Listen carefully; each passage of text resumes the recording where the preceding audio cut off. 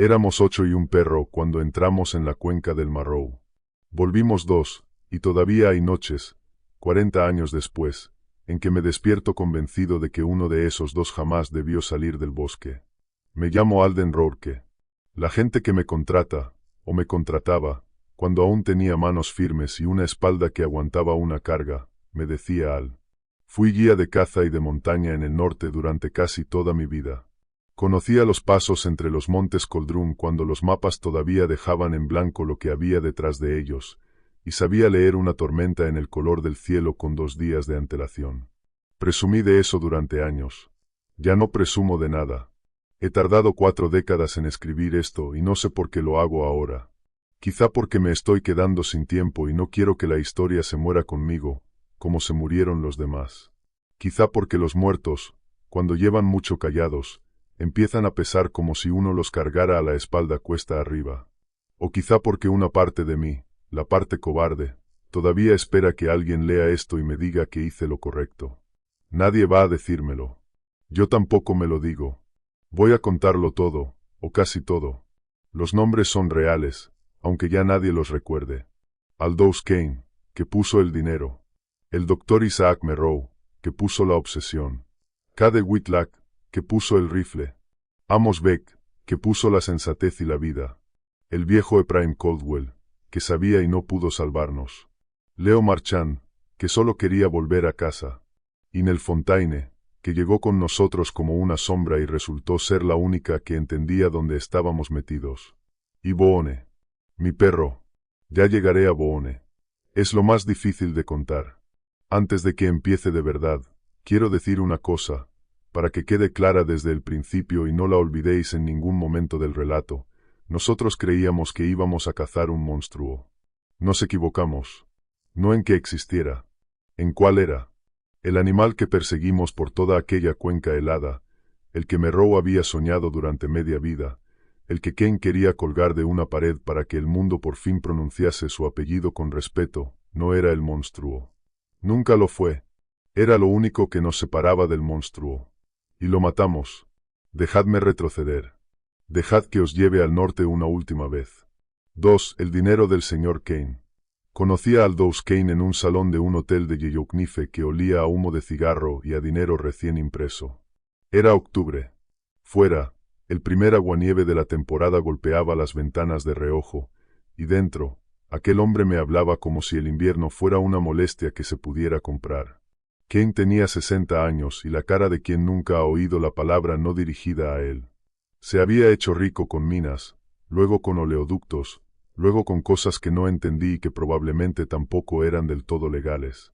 Tenía todo lo que un hombre puede tener y le faltaba lo único que el dinero no despacha, que lo recordaran. No quería otra mina. Quería una leyenda con su nombre encima. Me han dicho que usted es el mejor, dijo, sin ofrecerme la mano. Que si hay algo ahí arriba que se pueda encontrar, usted lo encuentra. Depende de lo que sea ese algo, respondí. Fue entonces cuando el otro hombre habló por primera vez. Estaba sentado un poco apartado, con una carpeta sobre las rodillas y unas gafas que le resbalaban por la nariz. Delgado, nervioso, con esa clase de intensidad que en un aula produce genios y en el bosque produce cadáveres. Un animal, dijo el Dr. Isaac Merrow. Un animal grande. Real. Que la ciencia lleva un siglo negando porque nadie ha tenido el valor, ni el dinero, de ir a buscarlo al único sitio donde vive. Me tendió una fotografía. Era mala, granulada, tomada con teleobjetivo a mucha distancia y con poca luz. Se veía una franja de bosque nevado y, entre 2 abetos, una forma pálida y vertical que podría haber sido cualquier cosa. Un tronco desnudo. Un truco de la nieve. Un hombre alto y flaco parado muy quieto. La sacó un piloto de correo hace 9 años, dijo Merrow, sobrevolando la cuenca del río Marrow, al norte de los Coldrun. Territorio sin caminos, sin cabañas, sin nada. El piloto casi estrella la avioneta del susto. Dijo que la cosa lo miró. Devolví la foto. He visto muchas fotos así. Cada década trae una nueva, y detrás de cada una hay un hombre que quiere creer. Con el debido respeto, doctor, dije, esto no es nada. Podría ser un oso levantado. Podría ser luz. Sé lo que es, contestó, y su voz bajó de tono, como si me confiara un secreto. Los tramperos viejos de esta región lo conocen. No le ponen el nombre en voz alta, pero lo conocen. Lo llaman el pálido. Dicen que camina de noche, que es alto como dos hombres y flaco como el hambre, que sigue a la gente por el bosque durante días sin acercarse nunca. Yo lo he estudiado 20 años. Existe, y voy a ser el hombre que lo demuestre. Kane sonrió con la boca cerrada. Y yo el hombre que lo pagó, dijo. ¿Cuánto por 6 semanas de su vida, señor Rourke? Me dijo una cifra. Era obscena. Era el doble de lo que ganaba en 2 temporadas buenas. Yo tenía 40 y tantos años, la espalda ya empezaba a avisarme, y guardaba un dinero para cuando no pudiera guiar más. Aquella cifra era ese futuro entero servido en una sola bandeja. Debí decir que no. Sabía dónde estaba la cuenca del Marrow. Sabía que ningún trampero cuerdo pasaba allí el invierno, y no por las historias, sino por algo más simple, los animales evitaban aquel valle. En mis años de rastreador había aprendido a fiarme más de donde no van los alces que de cualquier leyenda. Y los alces no iban al Marrow. Pero Kane había puesto la cifra sobre la mesa, y yo era, como todos los que murieron después, un hombre con un precio. Necesito elegir yo al equipo, dije. Y necesito llevar a mi perro. Traiga lo que quiera, dijo Kane, mientras me traiga al pálido. Así de fácil. Así de barato. Así se compra a un hombre bueno para llevarlo a un mal sitio. Esa noche, en la habitación del hotel, Boone no quiso echarse. Se quedó junto a la puerta con las orejas atrás y un gruñido bajo en el pecho, mirando el pasillo vacío como si algo lo cruzara despacio de un lado a otro. Le puse la mano en el lomo y noté el pelo erizado bajo la palma. No hay nada, viejo, le dije. Ahora sé que ya nos había olido. No sé cómo. Pero Boone siempre supo antes que yo. Siempre. 3. El último vuelo de Duval. Reunir a un grupo para el norte es como cargar un fusil. Cada pieza tiene que encajar o el arma te estalla en la cara. Elegí con cuidado. Elegí bien. Y aún así todos, menos uno, están muertos. A Amos Beck lo llamé el primero. Habíamos coincidido años atrás en un rescate en los Coldrún, 3 escaladores atrapados por una tormenta. Amos había sido médico del ejército, había estado en sitios que no contaba, y tenía la única clase de calma que sirve de verdad, la que no se rompe cuando todo lo demás se rompe. Era un hombre grande, lento al hablar, de manos suaves para las heridas y firmes para lo demás. Si yo era la cabeza de aquella expedición, Amos iba a ser el corazón. Lo fue hasta el final. Acá de Whitlock no lo elegí. Lo impuso Kane. Era el hijo de un socio, 23 años, buen tirador y peor cabeza, de esos que confunden un rifle caro con experiencia. Traía un fusil de cerrojo con mira telescópica que valía más que mi camioneta y hablaba de trofeos como si el bosque fuera una tienda. No me gustó desde el apretón de manos. Apretaba demasiado, mirando a ver si yo apretaba más. A Leo Marchand lo trajo Merrow como asistente de campo. Tenía 19 años, era de un pueblo maderero del sur, y me contó en el primer café que había firmado por el dinero. Su madre estaba enferma y él era el mayor. 6 semanas en el norte pagaban un año de médicos.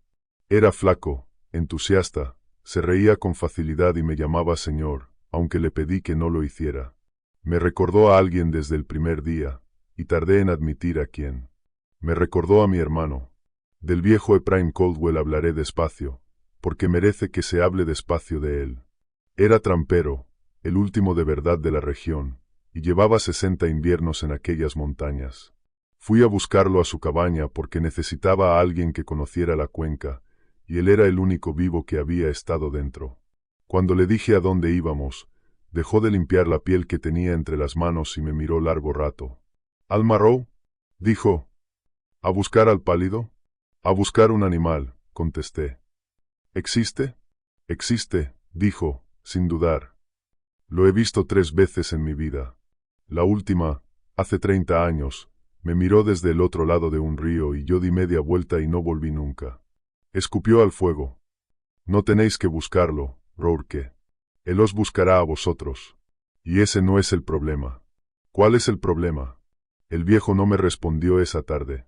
Solo dijo que vendría, y me sorprendió que aceptara. Tardé semanas en entender por qué un hombre que le tenía tanto miedo a un sitio decidía volver a él. Al final creo que lo hizo por nosotros. Creo que sabía lo que iba a pasar y no soportaba la idea de dejar que 7 idiotas entrasen solos. La última fue en el Fontaine. Vino por carta, recomendada por una universidad como documentalista. Cuando la conocí en Fort Ledoux, el puesto abandonado desde donde despegaríamos, apenas me dijo 10 palabras. Tendría 30 años, el pelo oscuro recogido, los ojos siempre en movimiento, registrando. No hablaba, escuchaba. No preguntaba, observaba. Pensé que era una de esas personas de ciudad que se sienten a salvo detrás de una cámara. Me equivoqué en todo lo que pensé en el Fontaine. Era la única de nosotros que sabía por qué habíamos ido, y no lo dijo hasta que fue demasiado tarde. Fort Ledoux era una franja de pista de tierra, 2 cobertizos comidos por el óxido y un hangar donde Duval guardaba su hidroavión. Duval era el piloto, un tipo delgado y correoso que fumaba sin parar y hablaba solo con el motor. Nos llevaría en 2 vuelos hasta un lago sin nombre en el borde de la cuenca, y volvería a recogernos en el mismo lago exactamente 42 días después. Ni uno antes. No había radio que llegara tan lejos, ni forma de adelantar el regreso. Cuando el avión despegara, estaríamos solos de una manera que la gente que vive en ciudades no puede ni imaginar. Solos como en el fondo del mar. Recuerdo el segundo vuelo, el mío, porque desde el aire vi por primera vez la cuenca entera. El norte de Canadá desde arriba no se parece a nada. Es el bosque boreal extendido hasta donde alcanza el ojo, un mar negro verde de abetos que se curva con la tierra, roto por lagos de un azul de metal y por ríos que serpentean como cicatrices plateadas. Es hermoso de una forma que te vacía. No hay una carretera. No hay una luz. No hay una prueba de que un ser humano haya existido jamás. La tierra sigue, y sigue, y sigue, indiferente, y tú entiendes de golpe lo pequeño que eres, y lo poco que le importaría si te tragara. En el centro de todo aquello, entre 2 brazos de montaña, se abría la cuenca del Marrow. Y era distinta. No sabría explicarlo bien. El bosque parecía más oscuro allí, más apretado, como si los árboles se hubieran juntado a esperar algo.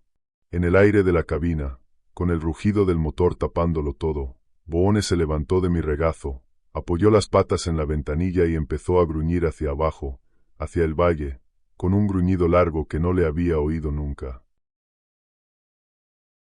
Tranquilo, dije, y me temblaba la voz sin motivo. Tranquilo, viejo.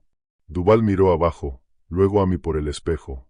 No dijo nada, pero apagó el cigarrillo en el cenicero y encendió otro sin darse cuenta de que aún tenía uno. Aterrizamos en el lago. Descargamos. Duval no apagó el motor.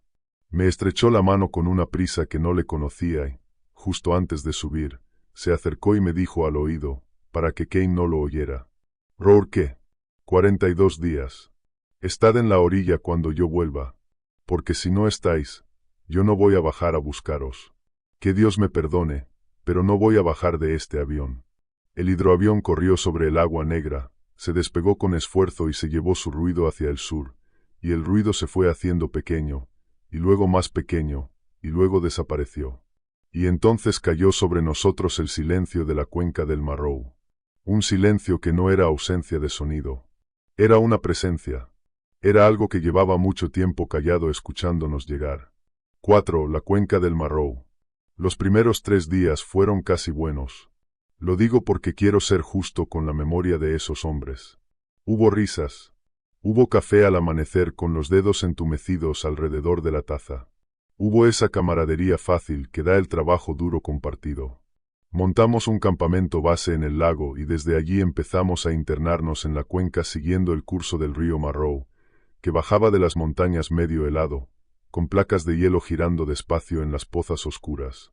Marrow iba delante casi corriendo, incapaz de contener la excitación, deteniéndose cada pocos metros a examinar una rama rota o una mata de pelo enganchada en la corteza. Cade cargaba su rifle como un talismán.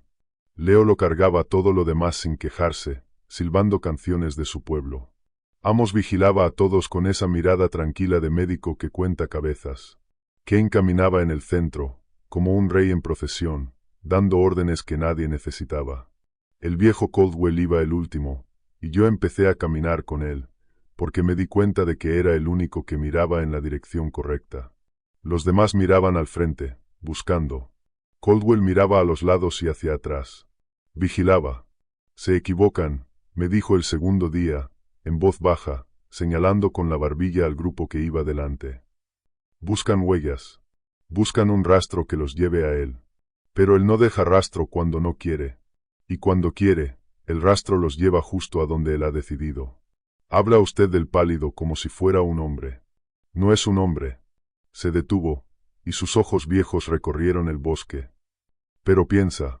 Lleva pensando desde antes de que hubiera nada aquí que supiera pensar.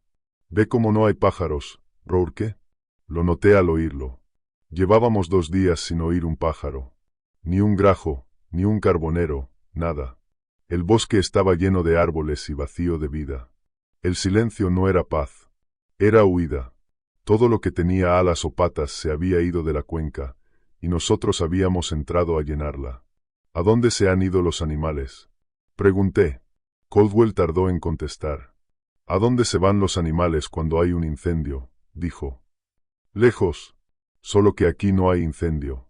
Aquí hay otra cosa. Y ellos la huelen. Me miró de reojo. Su perro también. Boone iba pegado a mi pierna. No se separaba ni 1 metro, algo impropio de él. Un perro de trabajo del norte es un animal independiente, que explora, que abre camino, que desaparece por el bosque y vuelve. Boone no exploraba. Caminaba a mi lado con las orejas medio bajas y de vez en cuando se paraba, se giraba hacia el interior de la cuenca y se quedaba muy quieto, olfateando el aire, con un temblor casi imperceptible recorriéndole el cuerpo. Luego volvía a caminar, mirándome como si me preguntara por qué seguíamos avanzando. Debí escucharlo. En 30 años de guiar por el norte, ese perro me había salvado la vida 4 veces, y siempre había sido igual. Primero el gruñido, después el peligro. Aprendí a fiarme de Boone más que de mis propios ojos. Y allí, en la cuenca del Marrow, con toda la vida huida y el silencio pesando sobre nosotros, mi perro llevaba 2 días diciéndome, con todo su cuerpo, que había que dar media vuelta. Y yo no le hice caso. Que Dios me ayude. Tenía la cifra de Kane metida en la cabeza como un clavo, y no le hice caso. La tercera noche, la cuarta, no recuerdo bien, encontramos el primer sitio de verdad extraño. Un pequeño claro entre los abetos donde alguien, algo, había apilado piedras del río en 3 montones cónicos, del alto de un hombre, perfectamente equilibrados, negros de líquenes viejísimos. Llevaban allí décadas, quizás siglos. No eran obra de tramperos. Caldwell lo negó de inmediato, y él conocía a todos los tramperos que habían pisado la región.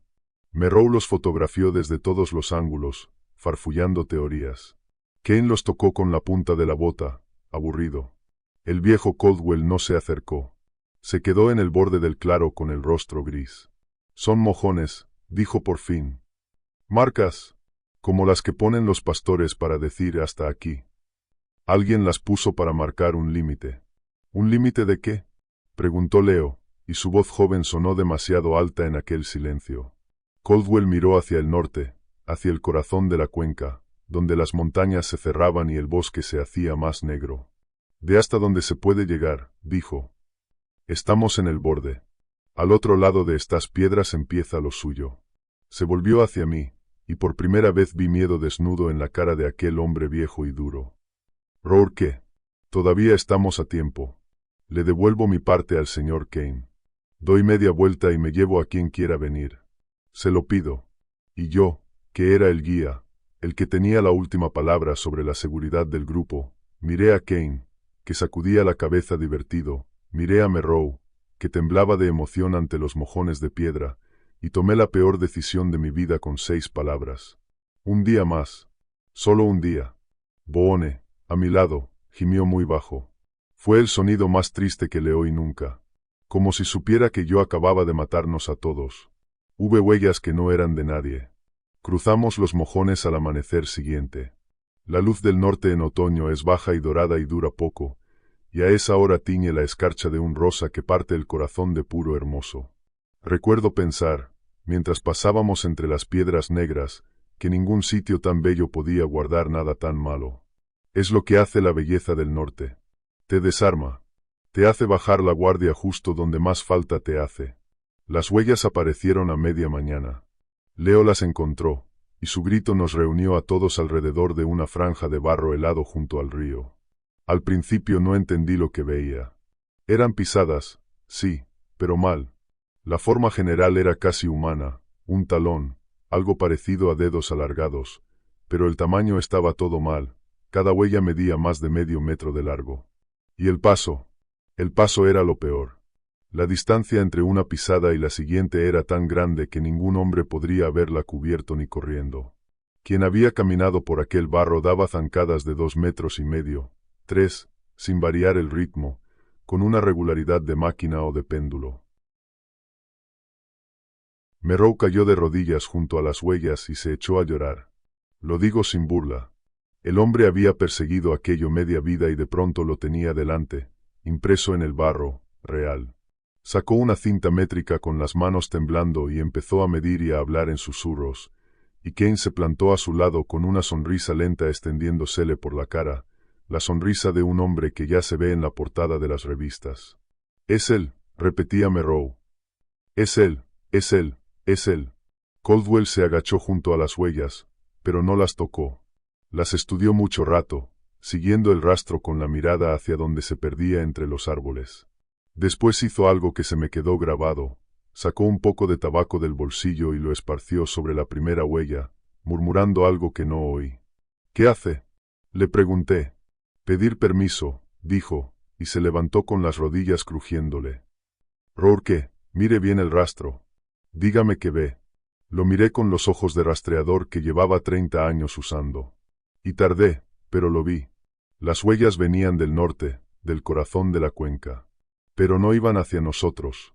Iban en paralelo al río, cruzando nuestro camino, de este a oeste. Y en un punto, el rastro se detenía, giraba, y las pisadas quedaban una junto a otra, apuntando hacia el sur. «Se paró aquí», dije despacio. Se paró y miró, hacia atrás, hacia el sur, hacia donde nosotros habíamos acampado la noche anterior. «Nos vigilaba», dijo Caldwell. «Lleva días vigilándonos. Desde antes de que cruzáramos las piedras. Nos ha estado siguiendo por fuera, dando vueltas alrededor». Bajó la voz. «Pero fíjese bien. No se acerca. Nos rodea. Nos acompaña. Como un perro pastor con un rebaño». «Un perro pastor no da miedo a las ovejas», dije. Caldwell me miró con una tristeza inmensa. «Solo si las ovejas no saben del lobo», contestó. Aquella noche no dormimos casi. Acampamos en un recodo del río y encendimos el fuego más grande de todo el viaje, y aún así la oscuridad al otro lado de las llamas parecía apretarse contra nosotros, densa, líquida. Cade se sentó de cara al bosque con el rifle sobre las rodillas, tratando de parecer valiente, pero yo lo veía sobresaltarse con cada crujido. Leo se pegó al fuego y Amos le habló en voz baja de cosas normales, de su pueblo, de su madre, de qué haría con el dinero, para calmarlo, y funcionó un rato. Fue hacia la madrugada cuando llegaron los sonidos. El primero fue un golpe. Un solo golpe seco, de madera contra madera, muy lejos, en el bosque negro al norte. Todos nos quedamos quietos. Silencio. Y luego, contestando, otro golpe, igual de seco, desde el oeste. Y luego otro desde el este. 3 golpes, en 3 direcciones, rodeándonos. «Es el pálido», susurró Merrow, y en su voz había éxtasis y terror a partes iguales.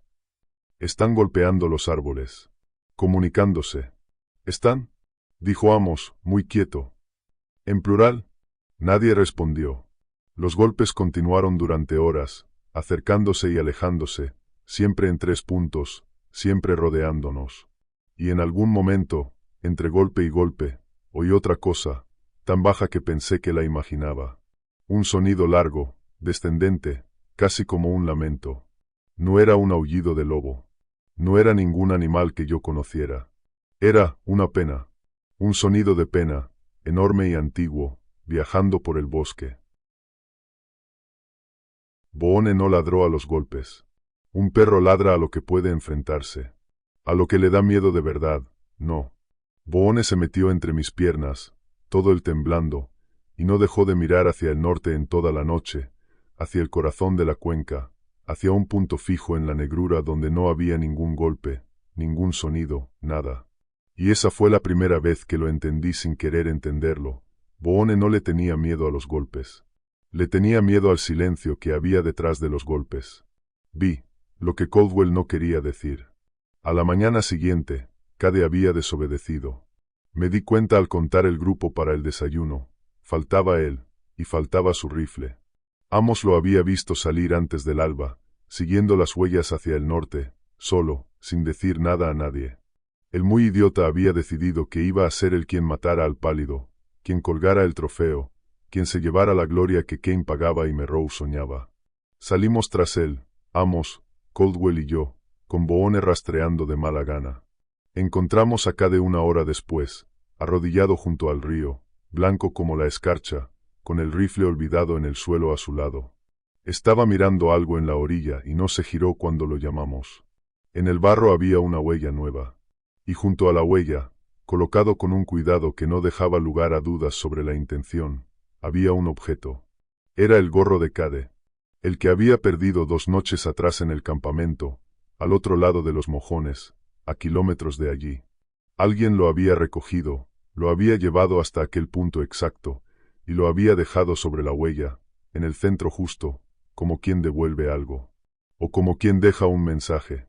Estuvo en el campamento, susurró Cade, y toda su chulería se le había caído de la cara.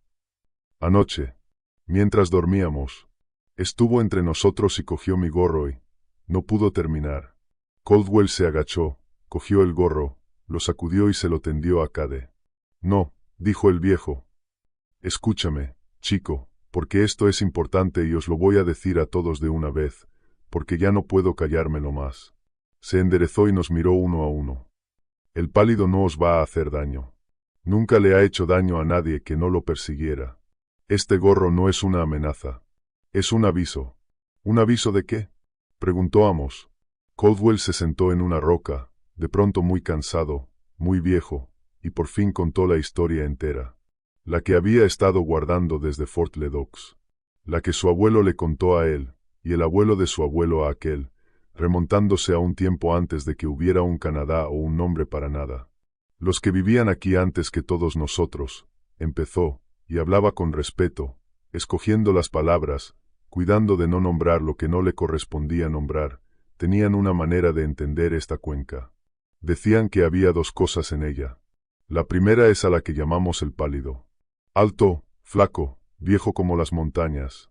Da miedo verlo, sí. Pero los antiguos no lo llamaban el monstruo. Lo llamaban el vigía. El que vigila. Porque su único trabajo, desde el principio de todo, es dar vueltas alrededor de esta cuenca, día y noche, año tras año, siglo tras siglo, vigilando. Golpea los árboles para marcar dónde está. Camina y camina sin parar. Y de vez en cuando encuentra a un pobre desgraciado como nosotros que se ha metido demasiado adentro, y lo rodea, y lo acompaña, y deja sus cosas en el camino, siempre apuntando hacia el sur. Hacia afuera. Hacia casa. Caldwell nos miró. No os está cazando. Os está echando. Con toda la delicadeza de que es capaz una cosa tan grande y tan sola, os está diciendo, marchaos. Marchaos antes de que se despierte. Un silencio. Antes de que se despierte, ¿qué?, dijo Amos, muy bajo. La segunda cosa, dijo Caldwell. La que el vigía lleva vigilando desde antes de que hubiera ojos que vigilar. Los antiguos no le daban nombre, porque decían que nombrarla era llamarla. Yo, cuando tengo que hablar de ella, la llamo el hueco. Porque eso es lo que hace. Deja las cosas huecas. El río corría a nuestro lado. El bosque escuchaba. No sé qué es, continuó el viejo. Nadie lo sabe, porque nadie que la haya visto de cerca ha vuelto para contarlo. Vive en el corazón de la cuenca, en la parte más honda, donde ni el vigía entra. Duerme casi todo el tiempo, pero no del todo. Escucha, aprende. Y si algo la despierta de verdad, si algo entra hasta el fondo y la molesta, Caldwell tragó saliva. No es grande como el vigía. No golpea árboles. No deja huellas. No lo verás venir. Lo primero que sabrás de ella es que oirás una voz que conoces llamándote desde el bosque, de noche, desde fuera de la luz del fuego. Y será la voz de alguien de tu grupo. Perfecta. Y tú irás. Y ya no volverás. Y al día siguiente esa persona seguirá con vosotros, caminando, comiendo, hablando, pero estará hueca. Habrá algo dentro de ella que no es ella. Y no lo sabrás hasta que sea tardísimo. Kane, que había llegado con Merrow y Leo mientras Caldwell hablaba, soltó una carcajada seca. Cuentos de vieja, dijo. Historias para tener a los blancos fuera de las buenas zonas de caza. Señor Caldwell, le pago para guiar, no para asustar a los niños. Merrow, en cambio, tenía los ojos brillando. El vigía es real, dijo. Las huellas lo prueban. Si el vigía es real, entonces lo otro también podría serlo. Doctor Rourke, se volvió hacia mí, febril. ¿Se da cuenta de lo que dice este hombre? Hay una segunda especie. Algo aún más raro, más antiguo, en el corazón de la cuenca. Tenemos que llegar hasta ahí. No, dijo Caldwell, y por primera vez su voz sonó dura como el pedernal. Al corazón no se va. El corazón se deja en paz. Hoy mismo damos media vuelta. Hoy. Hemos tenido una suerte que no merecemos. El vigía nos ha avisado y todavía estamos vivos. Seguimos el río de vuelta al lago y esperamos al avión y no volvemos a hablar de esto jamás. Yo estaba de acuerdo. Por primera vez en todo el viaje, mi cabeza y mi perro decían lo mismo, y era, fuera, ya, todos. Abrí la boca para dar la orden de retirada. Y fue entonces cuando Cade, que seguía blanco y humillado y furioso de miedo, hizo lo que hizo. Buscaba recuperar la cara delante de todos. Buscaba dejar de ser el chico que había huido de un gorro. Levantó su rifle carísimo, apuntó a algo que había visto entre los árboles del otro lado del río, algo pálido y muy alto que llevaba un rato inmóvil observándonos, y antes de que ninguno pudiéramos gritarle que no lo hiciera, disparó. 7. El vigía. El disparo rompió el mundo en dos. En 40 años he intentado muchas veces recordar con exactitud lo que vi en los segundos que siguieron, y nunca lo consigo del todo, porque mi mente lo empuja lejos. Pero lo esencial lo tengo grabado. Al otro lado del río, a unos 50 metros, entre dos abetos grandes, estaba el vigía. De pie. Verlo entero por primera vez fue como recibir un golpe en el pecho. Era altísimo, más de 3 metros, tan flaco que parecía imposible que se sostuviera, de un color pálido de hueso viejo o de tuétano, con los brazos larguísimos colgando casi hasta el suelo. No tenía cara. Quiero decir, tenía la forma de una cara, pero era lisa, sin rasgos claros, salvo 2 hendiduras oscuras donde deberían estar los ojos. Y esas hendiduras nos miraban. No con odio. Eso es lo que nunca podré olvidar. Aquella cosa enorme y terrible nos miraba sin nada de odio. Con paciencia. Con algo que, en cualquier ser humano, yo habría llamado pena. La bala de Cade le entró en el hombro. Vi saltar una esquirla pálida. Y el vigía, no rugió. No atacó. Emitió aquel sonido que yo había oído la noche anterior, el lamento largo y descendente, pero mucho más fuerte, tan fuerte que lo sentí en el pecho, en los dientes, en el agua del río. Era el sonido de una pena inmensa. El sonido de algo muy viejo y muy solo que acaba de ser traicionado por lo único a lo que llevaba siglos protegiendo. Se llevó una mano larguísima al hombro herido. Nos miró a todos, uno por uno, y juro por lo que queda de mi alma que se detuvo un instante más en Caldwell, el único que se había quitado el sombrero.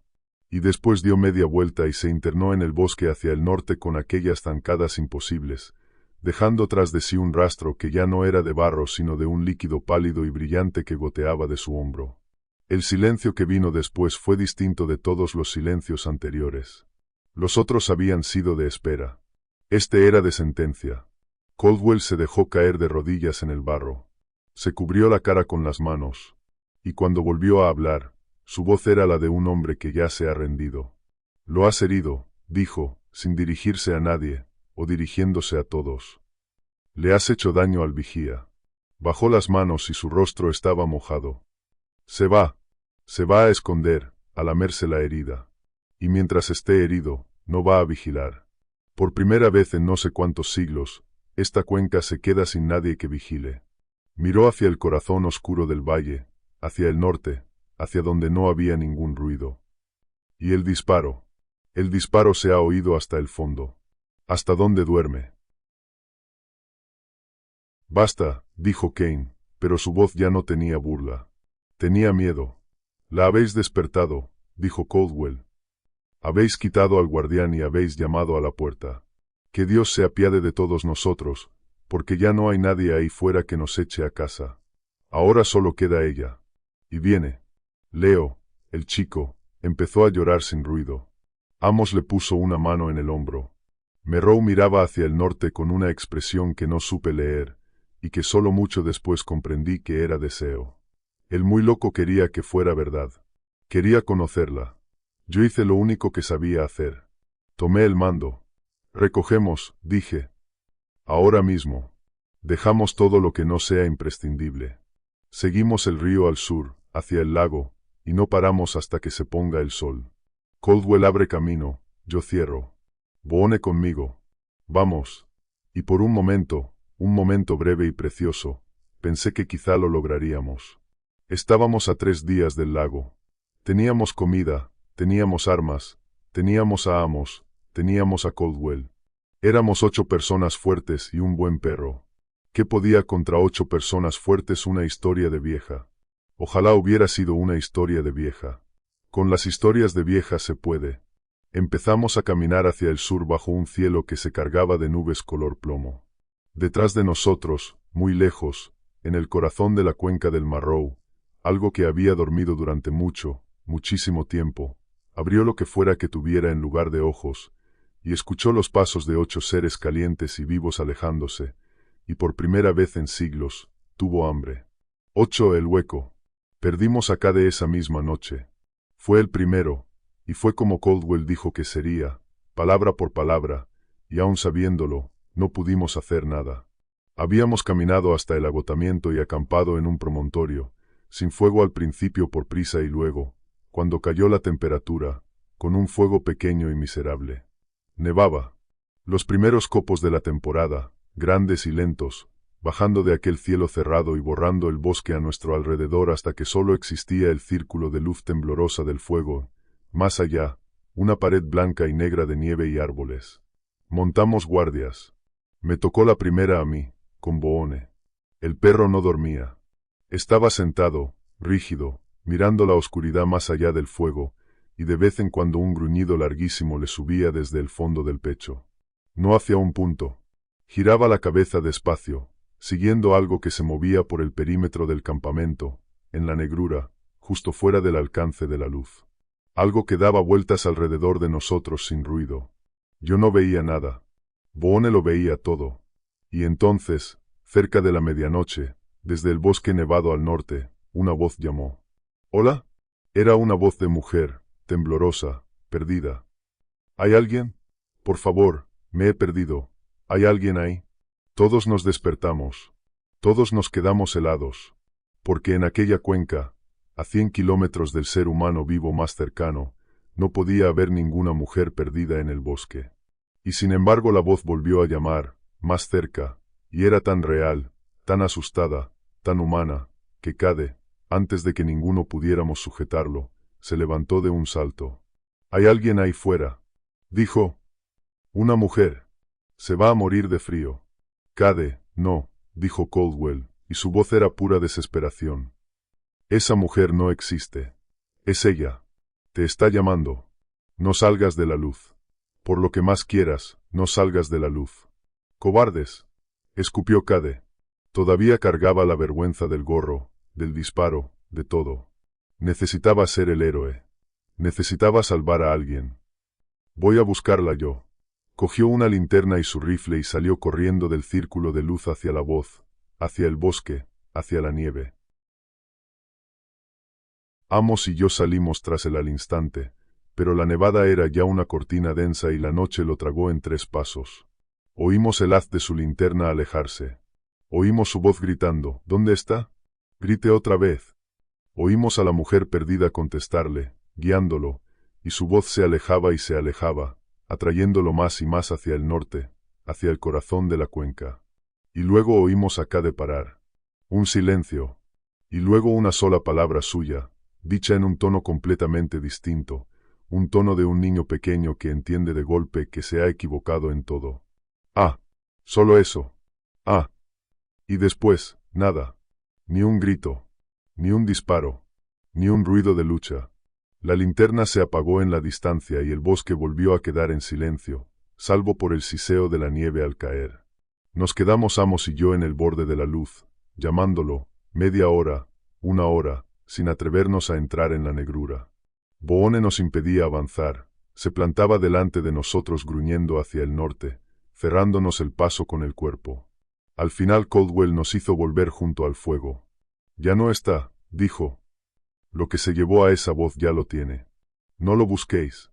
Y por la mañana, le tembló la voz, por la mañana, si algo con la cara de Cade sale del bosque y os pide entrar al fuego, no lo dejéis. Sea lo que sea. Aunque llore. Aunque suplique. Aunque parezca él. No lo dejéis. No dormimos. Al amanecer, la nieve había parado y el bosque estaba blanco, silencioso, hermoso, indiferente. Y Cade no volvió. Ni él, ni nada con su cara. Aquella vez tuvimos suerte. Aquella vez la cosa se contentó con llevárselo entero. Contamos el grupo, 7 y el perro. Recogimos en silencio. Y reanudamos la marcha hacia el sur, hacia el lago, hacia el avión que no llegaría hasta dentro de 38 días. 38 días. En una cuenca sin vigilante. Con el hueco despierto y hambriento detrás de nosotros. Nunca en mi vida un número me pareció tan largo como aquella mañana. 9 voces prestadas. No os voy a contar los días siguientes uno a uno. No podría.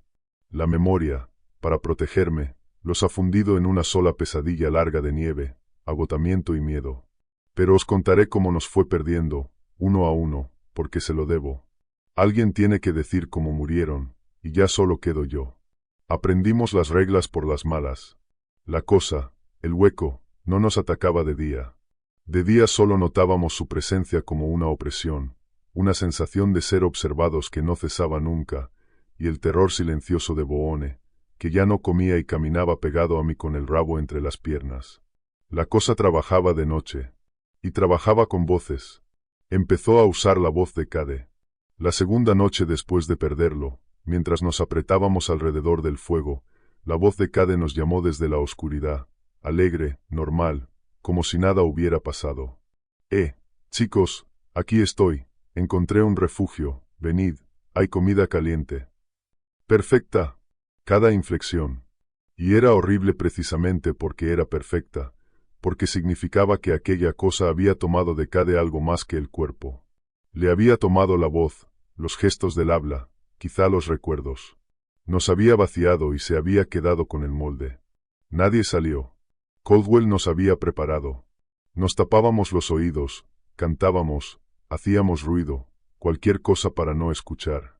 Pero la cosa aprendía. Cada noche probaba una voz nueva. La de una madre. La de un hijo. La de un amor perdido. Sacaba de cada uno de nosotros a la persona a la que menos podríamos negarle una respuesta, y la ponía a llamarnos desde el bosque negro, y nosotros teníamos que quedarnos junto al fuego escuchando llorar y suplicar a nuestros muertos más queridos, y no movernos. A Leo lo probó con la voz de su madre enferma. Yo tuve que sujetarlo físicamente contra el suelo, la tercera noche, mientras aquella cosa lloraba con la voz exacta de su madre. Leo, hijo, tengo frío, ven con mamá, ven a abrigar a mamá.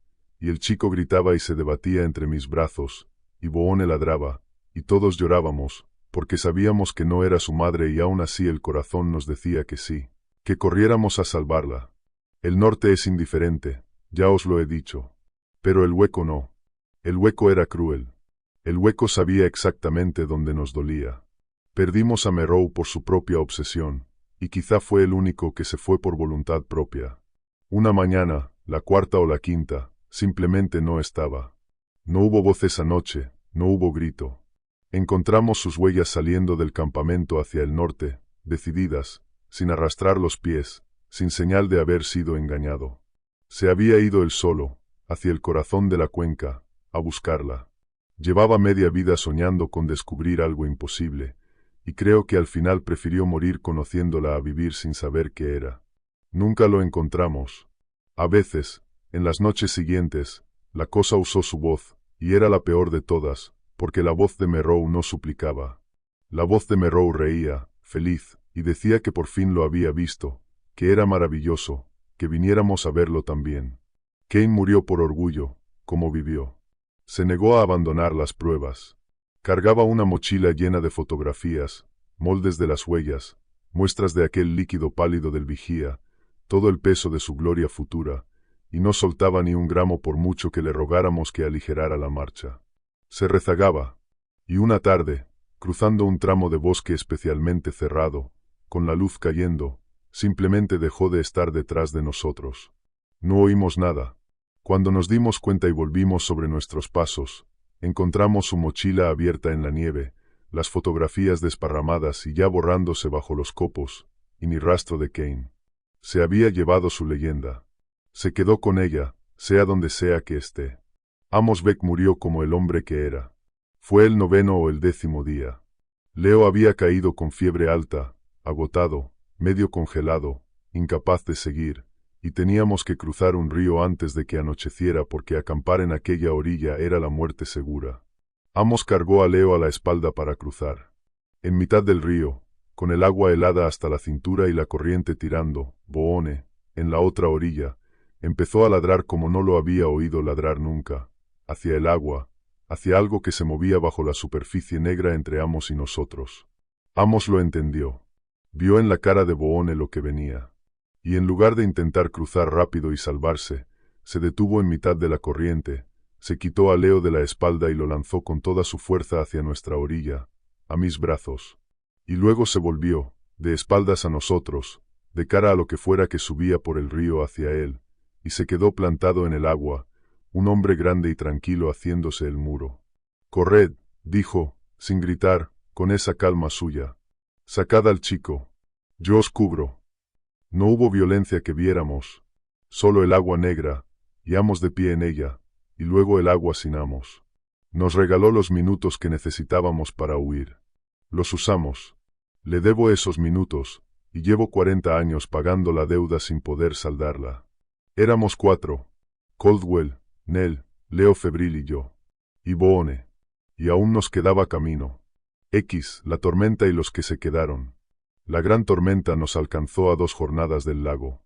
Vino del norte, empujada, me pareció, como si algo la mandara detrás de nosotros. En cuestión de 1 hora el cielo se cerró, el viento se levantó aullando, y la nieve dejó de caer para empezar a volar horizontal, borrándolo todo, robándonos la vista más allá de un brazo extendido. La temperatura se desplomó. En el norte, una ventisca así mata a un hombre sano en pocas horas si no encuentra refugio. Y nosotros no estábamos sanos. Fue durante la tormenta cuando Nell Fontaine por fin habló. Nos habíamos metido bajo un saliente de roca, apretados los 4 y el perro, con una lona sujeta con piedras haciendo de pared contra el viento, y en aquella penumbra rugiente, con Leo delirando de fiebre entre nosotros, Nell me miró y me contó por qué había venido. No soy documentalista, dijo, y su voz, que apenas había oído en 3 semanas, era firme y clara. Me llamo Nell Fontaine. Mi abuelo era Jonah Fontaine. Era trampero, como usted, Caldwell. Entró en esta cuenca en su juventud con 5 compañeros. Volvió él solo. Nunca contó lo que pasó, ni una palabra, en 50 años. Pero antes de morir, cuando yo era pequeña, me hizo prometer una cosa. Me hizo prometer que si alguna vez alguien organizaba una expedición al Marrow, yo me metería en ella. No para buscar al pálido. Miró a Caldwell. Para cuidar del vigía. Para asegurarme de que nadie le hiciera daño. Porque mi abuelo decía que el día que alguien hiriera al vigía, ese día se acababa el mundo, y él quería morir sabiendo que su sangre había hecho todo lo posible por impedirlo. Caldwell la miraba con los ojos muy abiertos. Jonah Fontaine, susurró. Conocí a Jonah Fontaine de niño. Era un hombre roto. Todos decían que había perdido la cabeza en el bosque. Bajó la mirada. No la perdió. La encontró. Nosotros somos los que la teníamos perdida. Llegué tarde, dijo Nell, y por primera vez su voz se quebró. No pude impedir que ese chico disparara.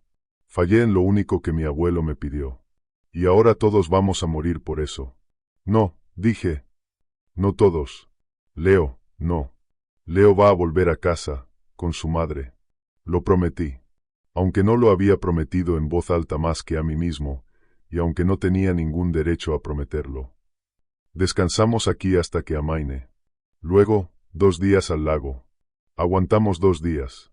Podemos aguantar 2 días. Caldwell no dijo nada. Se limitó a mirarme con una expresión extraña, y a acariciar a Boone, que se había echado por primera vez en muchos días, exhausto, junto al viejo. Y a la mañana siguiente, cuando la tormenta amainó y desperté del sueño de plomo en que había caído, Ephraim Caldwell ya no estaba. Había dejado su saco, su comida y su rifle apilados junto a nosotros, para que nos sirvieran. Y en la nieve, sus huellas salían del refugio y se dirigían, firmes y sin vacilar, hacia el norte. Hacia el corazón de la cuenca. Como las de Merrow. Pero las de Merrow eran de un loco corriendo hacia lo que amaba. Las de Caldwell eran las de un soldado marchando hacia su puesto. Lo entendí entonces, y lo entiendo ahora.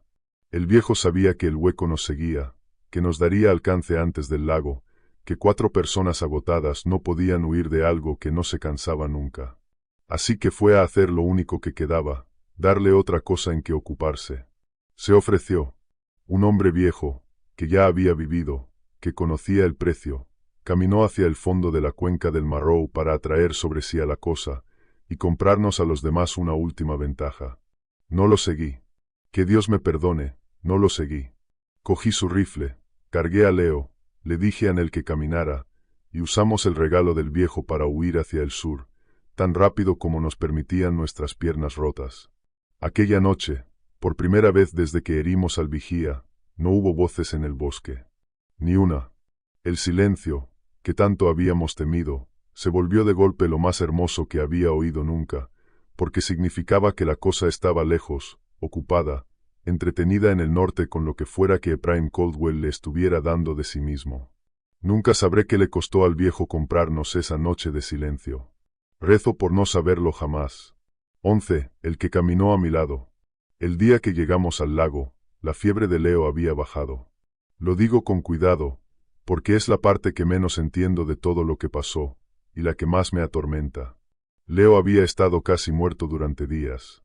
Ardía, deliraba, no reconocía a nadie, hablaba con su madre y con gente que yo no veía. Lo cargamos por turnos, Nel y yo, kilómetro tras kilómetro, seguros de que no llegaría vivo a la orilla. Y sin embargo, la última mañana, amaneció despejado y tranquilo. Se sentó solo. Me miró con los ojos claros. Sonrió. Señor Rourke, dijo. Lo conseguimos, ¿verdad? Se ve el lago. Y se veía. Al final del bosque, entre los últimos árboles, brillaba el agua gris del lago donde Duval nos recogería. Habíamos perdido la cuenta exacta de los días, pero calculábamos que faltaban pocos para la fecha. Habíamos llegado. Contra todo, habíamos llegado. Debería haber sentido alegría. En cambio, sentí que se me helaba la sangre. Porque Boone, mi Boone, que llevaba 3 semanas pegado a mi pierna, que había sobrevivido a todo lo que aquella cuenca nos había arrojado, mi perro, al oír hablar a Leo, se levantó despacio, se puso rígido, y empezó a gruñir. A Leo. Retrocedió, poniéndose entre el chico y yo, con el pelo del lomo erizado en una cresta, enseñando los dientes, con un gruñido bajo y continuo que le salía del fondo del alma. No le había gruñido a Leo ni una sola vez en 3 semanas. Ni cuando lo cargábamos, ni cuando deliraba, nunca. Y ahora, de pronto, con el chico curado y sonriente y a un paso del rescate, Boone lo miraba como había mirado la oscuridad más allá del fuego. Como había mirado el agua negra que se tragó a Amos. Boone, dije. Boone, quieto. Es Leo. El perro no se cayó. Y Leo, mi Leo, el chico que solo quería volver con su madre, me miró con los ojos húmedos y me dijo. Señor Rourke, ¿por qué me mira así su perro? Soy yo. Soy Leo. Míreme. Soy yo. Y su voz temblaba, y era la voz de Leo, perfecta, y su cara era la cara de Leo, y sus lágrimas eran de verdad. No me deje aquí. Se lo suplico. Prometió que volvería con mi madre. Prometió que me llevaría a casa. Y ahí, amigos, es donde termina mi historia y empieza mi condena. Porque tuve que elegir. Nel me miraba, blanca, sin decir nada, dejando la decisión en mis manos, porque era yo el guía, era yo quien tenía la última palabra, siempre había sido yo. Delante tenía a un muchacho de 19 años, curado por un milagro, llorando, suplicándome que cumpliera mi promesa de llevarlo a casa con su madre enferma.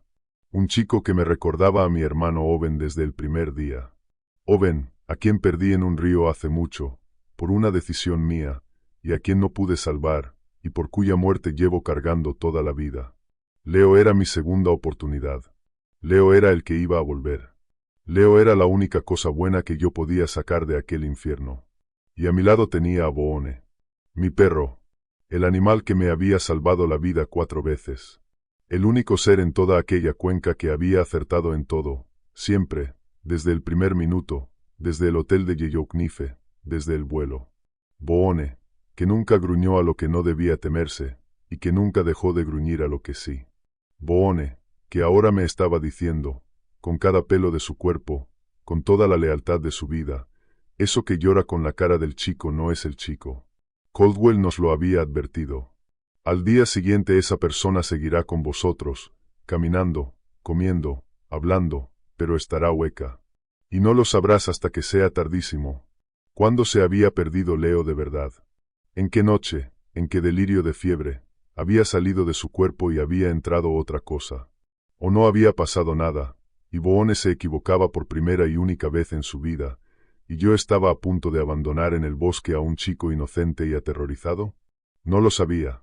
No podía saberlo. Nadie podía.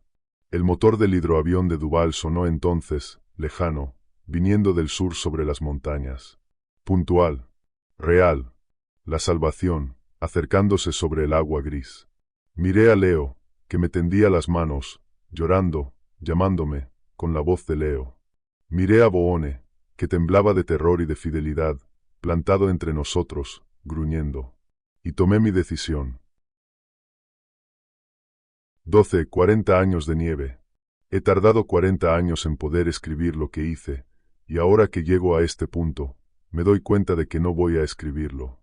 No porque me avergüence, aunque me avergüenzo, sino porque decidí, hace mucho, que ese último acto se moriría conmigo, sin testigos, para que ningún otro hombre tuviera que cargar con saber lo que yo sé. Diré solo esto: subí al hidroavión con Nell Fontaine y con Boone. Duval despegó del lago con nosotros 3 a bordo, y voló hacia el sur, y no bajó a buscar a nadie más, tal como me había advertido que no haría. Detrás de nosotros, la cuenca del Marrow se hizo pequeña, y luego más pequeña, y luego desapareció bajo el ala, y el bosque siguió y siguió y siguió, indiferente, hermoso, sin dar señal alguna de todo lo que se había tragado. Éramos 8 y un perro cuando entramos. Salimos 2 personas y el perro. Y de esos 2, uno, yo, nunca ha vuelto a estar entero. Nell tampoco. Nos vimos alguna vez en los años siguientes, 2 personas incapaces de mirarse sin volver al lago, y luego dejamos de vernos, porque cada uno era para el otro un espejo de aquello. Murió hace 12 años. En el funeral no fui capaz de acercarme al ataúd. Nunca dije a las autoridades lo que pasó de verdad. ¿Quién lo habría creído? Conté una historia de tormentas, de un río crecido, de accidentes. Kane era rico y poderoso, y su desaparición se investigó, y yo mentí bajo juramento, y me creyeron porque la verdad era imposible y la mentira era cómoda. La madre de Leo recibió una carta oficial diciendo que su hijo había muerto de hipotermia, con valor, en el norte. Le mandé dinero anónimamente durante años, hasta que ella también murió. Nunca supo lo que su hijo era, o dejó de ser, en aquel lago. Que descanse creyendo que su niño murió limpio. De la criatura que buscábamos, del vigía, del pálido, nunca se ha vuelto a saber. Ninguna otra expedición ha entrado en la cuenca del Marrow, que yo sepa. A veces me pregunto si sobrevivió a la herida de Cade. Si sigue ahí, cojeando quizá, dando vueltas y vueltas a un valle envenenado, golpeando árboles en la oscuridad, echando de casa a cualquier alma perdida que se acerque demasiado, cumpliendo hasta el final de los tiempos un deber que le pagamos con una bala. Espero que sí. Rezo por ello. Porque si el vigía murió, entonces la cosa del corazón de la cuenca ya no tiene guardián, y algún día, cuando tenga hambre otra vez, saldrá de allí. Y no habrá nadie que dé vueltas alrededor golpeando los árboles para avisarnos. Nadie que deje nuestro gorro en el camino apuntando hacia casa. Nadie que nos eche antes de que sea tarde. Nosotros creíamos que íbamos a cazar un monstruo. Y lo encontramos, sí. Pero el monstruo no era la cosa alta y pálida y triste que nos miraba desde los árboles con pena en el lugar de los ojos. El monstruo éramos nosotros, que entramos donde no se debe entrar, y matamos a un guardián por dinero y por fama, y despertamos algo que llevaba dormido desde antes de que existiera un nombre para el miedo. El vigía no era el guardián del bosque contra los hombres. Era el guardián de los hombres contra algo mucho peor. Y no lo comprendimos hasta que fue tardísimo, exactamente como el viejo Caldwell dijo que pasaría. Hay partes del mundo, en el fondo de las regiones más salvajes del norte, que no fueron hechas para que las encontráramos, que llevan allí desde antes que nosotros y seguirán allí después. La tierra las guarda. Los animales las evitan. Los pueblos antiguos las rodeaban de piedras negras y de historias que nos sonaban a cuentos. Y de vez en cuando llega un hombre con dinero y otro con obsesión y otro con un rifle caro, y cruzan las piedras, y aprenden porque las piedras estaban allí. Casi ninguno vuelve a contarlo. Yo volví. No sé si fue suerte o castigo. Boone vivió conmigo 9 años más. Fueron años buenos, dentro de lo que cabe. Dormía a los pies de mi cama y cuando yo me despertaba gritando por las noches, que era casi todas, subía y se echaba sobre mi pecho hasta que se me pasaba, como cuando era un cachorro. Fue el mejor amigo que ha tenido nunca ningún hombre, y sé con toda certeza, que acertó en todo. En la cuenca del Marrow, mi perro nunca se equivocó ni una sola vez. Ni una. Y esa certeza es a la vez mi único consuelo y mi condena eterna, porque significa que sé exactamente lo que había, o lo que no había, en el chico que lloraba en la orilla con la cara de Leo. Boone murió una mañana de invierno, viejo, junto a la estufa, sin dolor. Lo enterré yo mismo bajo la nieve, cavando la tierra helada con las manos hasta que sangraron, porque me pareció que se merecía que le doliera a alguien. Y desde el día que murió Boone, os diré la verdad, ya no estoy seguro de nada. Porque él era el único que sabía distinguir. El único que podía mirar una cara conocida en la penumbra y decirme, sin dudar, si era de verdad o si estaba hueca. Ahora que no está, cuando alguien me habla desde el otro lado de una habitación en sombras, o cuando oigo una voz familiar llamándome desde una calle oscura por la noche, ya no tengo forma de saberlo. Ya no tengo a mi perro para que me gruña y me avise. Me he vuelto viejo y estoy solo, y a veces, en la frontera entre el sueño y la vigilia, oigo una voz que conozco llamándome desde muy lejos, cariñosa, paciente, desde fuera de la luz. Y no sé de quién es. Y no sé cuánto tiempo lleva ahí fuera. Y no sé, ya no sé, si aquel día en el lago dejé el monstruo en el bosque. O si lo subí conmigo al avión. Hr.